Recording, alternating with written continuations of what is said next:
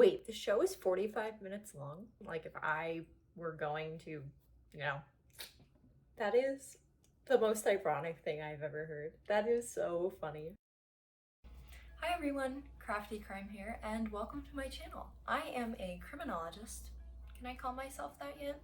I'm currently finishing the last semester of my master's degree in criminology, and I also have bachelor's degrees in both criminology and psychology. So, does that make me a criminologist? You know, I'm something of a scientist myself. I don't know, but it does make me one thing: unemployable.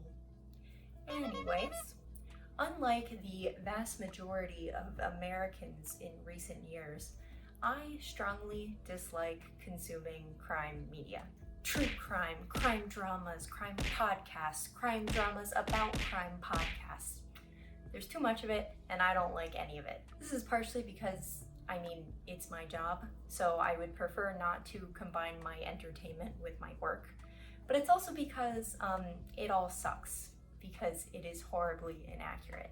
I'm not going to get into all of the reasons why that is in this video, but this consumption of crime media does have real impacts on criminologists and the criminal justice system in general.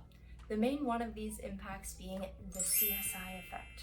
This is when people serving on juries believe that forensic evidence is much better than it actually is, or have an expectation that forensic evidence will be presented. And that's because this crime media makes you believe that you can zoom enhance your way through any problem, which is just not true.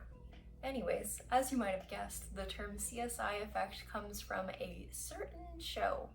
A show that I have never seen before. So for this video, I wanted to watch an episode of CSI blind and give you my reaction, my thoughts, my feedback, what they did right and what they did wrong. So yeah, let's get right into it. Okay, so I had to move the camera so I could actually see my computer monitor. So sorry if the lighting looks different. But right off the bat, the first thing I notice is that this guy right here kind of looks like if Wolf Blitzer and Anderson Cooper decided to have a baby together, and that baby also decided to have a bit of a mullet going on. Which episode should I watch? I guess I'll just start with the pilot episode. I am 41 years of age, and I'm going to... Well, it's nice of him to give up all of the information up front. Makes him easier to ID if he is gone.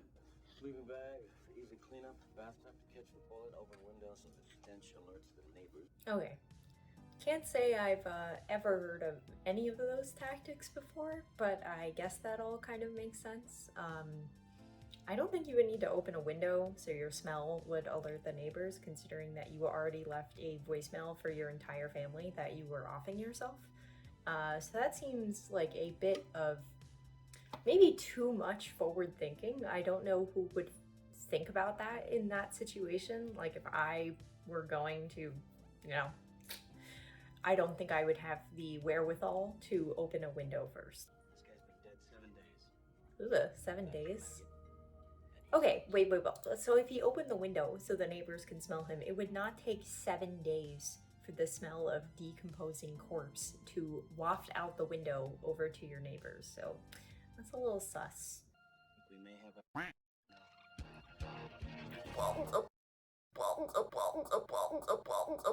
I am disgusted. He left the note on a tape recorder? Wait. When did CSI start? Oh god. Okay, so forget everything I said about leaving a voicemail. It was a tape recorder because this came out in October of 2000. Picture. But that's not my son's voice. Oh, Oh, hi. Wait a minute. Who are you? I need a pint of your blood. It's customary for all new hires.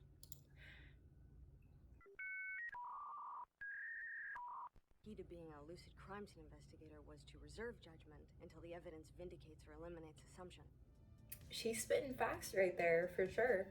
Forensic evidence should not be the absolute crux of the case. It should not be the only thing that you have. It should not be the so-called smoking gun of the case, right? Forensic evidence is a tool to help further a case along, but we do know that certain types of forensic evidence are a lot better than others. On some cases, it might be taken with a grain of salt with forensic evidence. On the other hand, if you have, say, DNA evidence, that holds a lot more weight. So we know that evidence is the most important factor when juries make their decisions. So yes, forensic evidence can be a part of that, but she's right in that it is not the be-all, end-all. Okay. Man, maybe this is just going to be me being more angry about police procedure than the actual CSI stuff that's happening in the show, but you would not have the dead body lying in the entryway of the house and then the, what I presume, wife, girlfriend, whatever, still standing in the house with the crying baby. That would not happen. You would remove them from the premises because A, they're contaminating the area, B, it's extremely traumatizing for them to still be there, and C, they're gonna get in your way. So that would not be happening. There would not be a crying baby the moment you walk in through the house that already has police on scene. My wife invited her drunk friend to stay here so he could get back on his feet. Oh, he's lying. That's why I took this job. I can always tell when White's talking out his ass. Okay, I mean, human lie detection is terrible. It's been proven time and time again through so many studies that we are just awful at detecting when people are lying. So for him to just come out and say that, I mean, it's not true. Why you always lying? Oh my God. Why are you doing that? Just procedure, sir. We just want to make sure the shoe and the suspect is the same shoe that kicked down your door. Okay, and that's another reason that you would not still have the victims of the crime standing in the house watching your every move. 6 months the victim lived with you. Did you ever wear his shoes? No. Why would I do that? What happened to your pinky toe? I tripped over a rattle. Again, that's not the kind of questioning that would be taking place directly in the house. We also didn't see anyone read him his Miranda rights. After the case of Miranda versus Arizona, you have to be read your Miranda rights. You've probably heard them.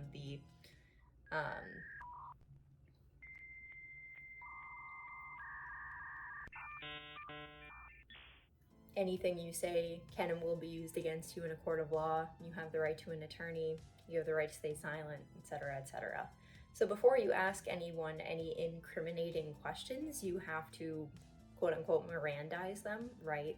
So they're obviously asking him an incriminating question right there based on what they are currently suspecting is happening in the crime. So they would have to read him his Miranda rights before they continue that line of questioning, or else it's not going to be valid and it's not going to be upheld in court.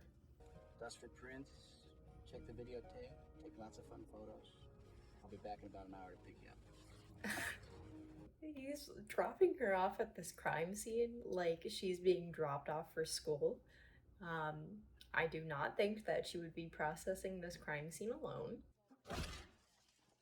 Blood splatter evidence. Not exactly the most accurate of the forensic sciences out there. In our scathing 2009 report from the National Academy of Sciences, which discredited a lot of forensic sciences, they say about blood splatter analysis specifically, the uncertainties associated with blood stain pattern analysis are enormous. They are more subjective than scientific. Whose blood is that? The new girl. You would not be using real blood. At least I don't think so. Hi, editing me here. So I checked with a friend who did an internship at a forensics institution, and she told me that when they did their blood splatter analysis exercises, they actually used horse blood. So there you go. If you were interested, that's what the blood is made out of. It's real blood, it's just not human blood.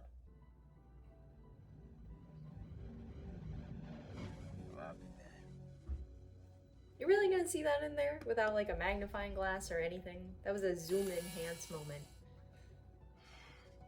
Tripped over right on my ass. How long till we get a hit? Could be 4 minutes, could be 4 days, but you can bet your ass she'll give you something. Plenty of fingerprints come out without a match, and it depends on what your qualifications for a match are. Like when you have these database analysis scenes, like what is it looking for? Sure, it's looking to see if it matches the general pattern, like the whorl, the loop, the arch, but how many ridge point matches are you looking for in this database? That's how most fingerprint matching works, which is where you have, say, 11 ridge point matches, right? So you would look at the fingerprint, and let's say right here, all of these little green areas that are circled, those would be your ridge points, right? So you would look to match that on the other fingerprint. But yeah, fingerprint identification is very bad. It is one of the worst forensic sciences because, again, it's a very subjective process, right?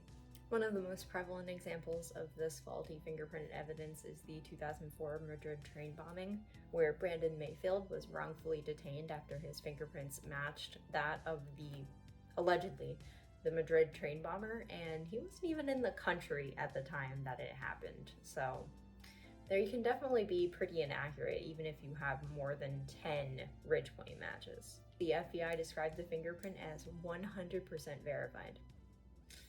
Got the toenail. If I can get a warrant and match the husband's tag to his toe, I can prove that the suspect's foot was inside the victim's shoe. Would a judge write a warrant based on a toenail? I don't know. Can you test the DNA of a toenail? Okay, so I'm reading this paper that does seem to give some preliminary evidence that nail clippings would be able to be an effective and convenient source of DNA, so I suppose that you could use the toenail to establish a link to the guy's DNA.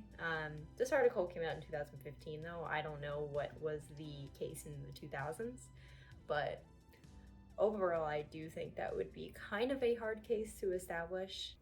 Sorry, Judge. We had a call from a neighbor about a black man outside your house. We responded. All right, you caught him. I mean, Congratulations. pretty accurate. Put $5,000 down on the pack for me.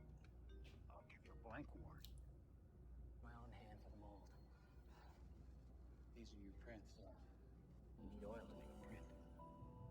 Anyone who purchased one of these hands can be the killer. If I were making a mold of my hand, right, especially using latex, you know, not one of those like wax molds or whatever, I'm making a nice latex mold of my hand, it would not accurately pick up my fingerprint in any way, shape, or form, okay? They maybe have like 4 ridge points on those prosthetic hands in total. So this idea that anyone who has purchased one of these hands, oiled it up, and used it as a fingerprint match could be the killer is kind of ridiculous.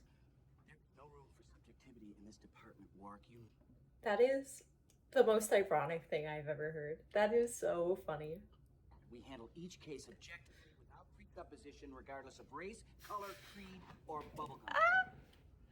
I have to laugh. I have to laugh. They're literally a forensic science unit, and he's saying that subjectivity does not exist. Cue the clown music. You kidding? I'm fired up, ready to go. Besides, there's an officer room. They're all just like dropping her off. Be like, pick you up in an hour. I have a warrant for your toenails. But I already cut them. May I see? I flushed them down the toilet. May I see your toilet?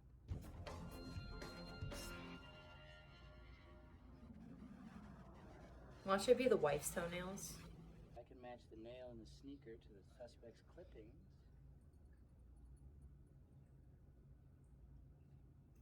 Alcatraz. Okay.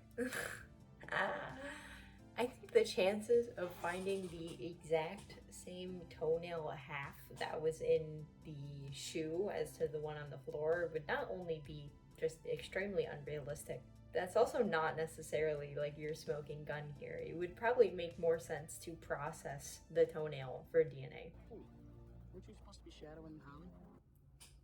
They just left her? But I need Grave to pull a double. Holly Gribbs has been shot. Apparently the suspect returned to the scene. They don't think she's gonna make it. Well, so I just finished the episode.